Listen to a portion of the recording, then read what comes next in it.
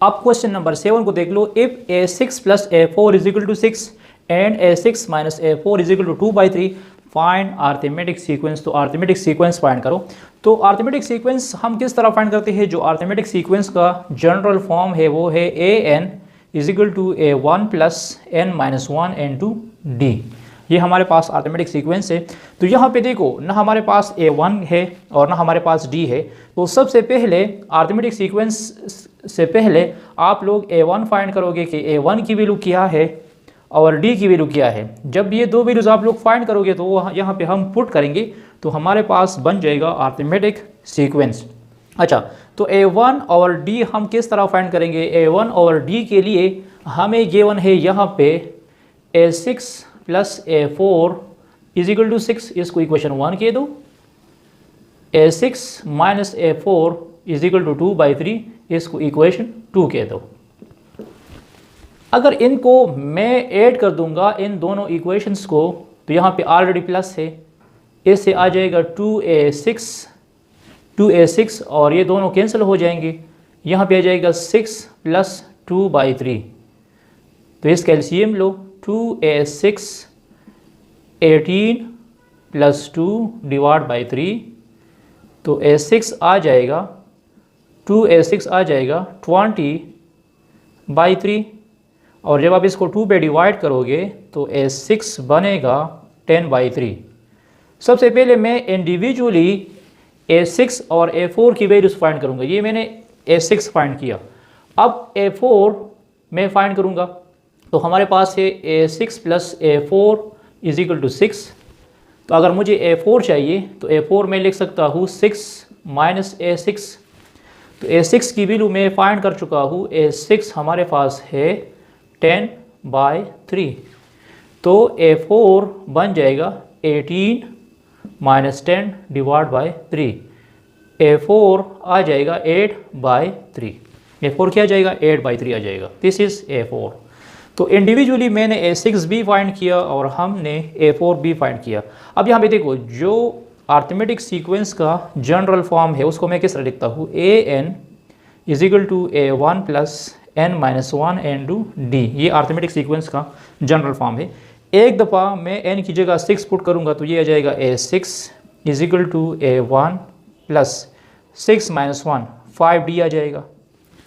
ठीक है, तो a6 की वैल्यू क्या है? a6 की वैल्यू है 10/3। 10/3 is equal to a1 plus 5d, इसको इक्वेशन 3 कह दो। क्योंकि मुझे a1 और d फाइंड करना है ना, तो a6 और a4 से तो मैं a1 d फाइंड नहीं कर सकता, लेकिन a6 को मैं इस तरह लिख सकता हूँ a6 is equal to a1 plus 5d। अब देखो सिमिलरली अगर इस n की जगह मैं 4 लिख दूंगा तो a4 बन जाएगा a1 प्लस 3d।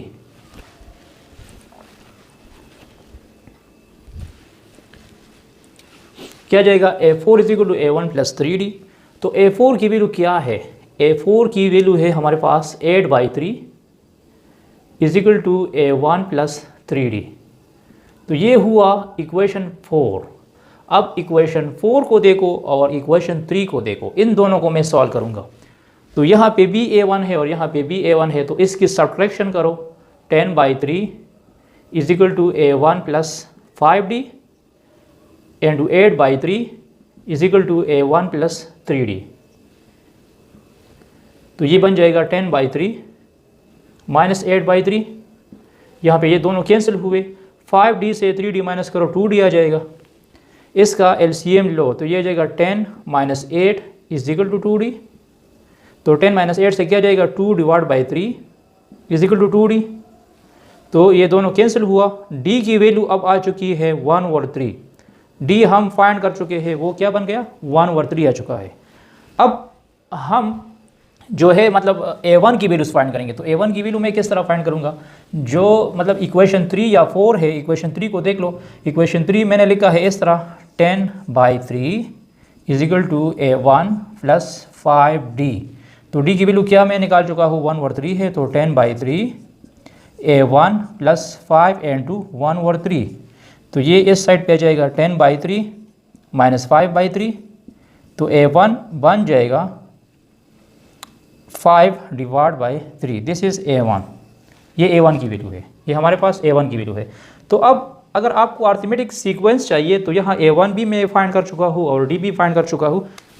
अब मैं अरिथमेटिक सीक्वेंस ही फाइंड करूँगा, तो वो है AN is equal to A1 plus N minus 1 into D। तो A1 की वैल्यू क्या है? A1 की वैल्यू है हमारे पास 5/3 और D की वैल्यू है 1/3।